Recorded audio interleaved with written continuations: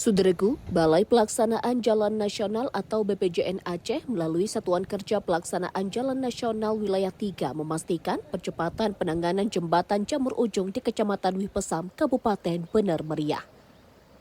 Jembatan yang menjadi titik vital jalur lintasan tengah Aceh itu ditargetkan kembali berfungsi pada 20 Januari 2026 guna memulihkan konektivitas transportasi yang sempat terganggu akibat bencana banjir bandang. Kepala Satker PJN Wilayah 3 Aceh Aziz mengatakan, hingga saat ini kondisi jembatan Jamur Ujung masih berstatus terputus.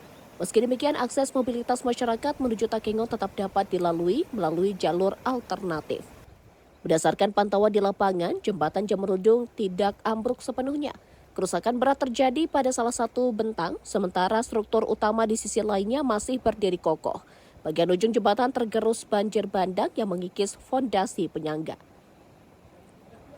Putusnya satu sisi bentang menyebabkan badan jalan terhenti secara tiba-tiba dan tidak dapat dilalui kendaraan.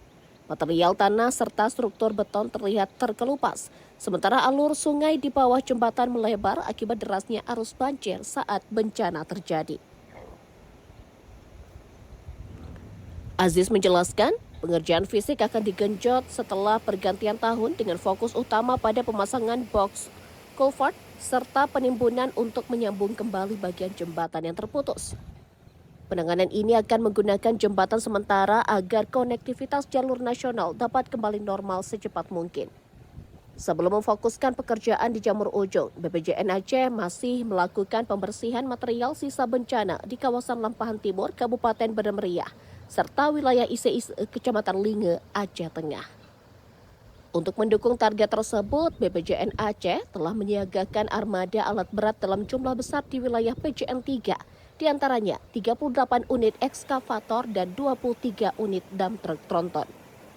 Dengan dimulainya pengerjaan pada awal Januari 2026, pemerintah berharap penyelesaian jembatan Jamur Ujung serta perbaikan jalur Ise-Ise menuju Gai Luas dapat menjadi penutup rangkaian pemulihan konektivitas jalan nasional di wilayah Tengah Aceh, sekaligus mengakhiri kendala distribusi logistik akibat bencana hidrometeorologi.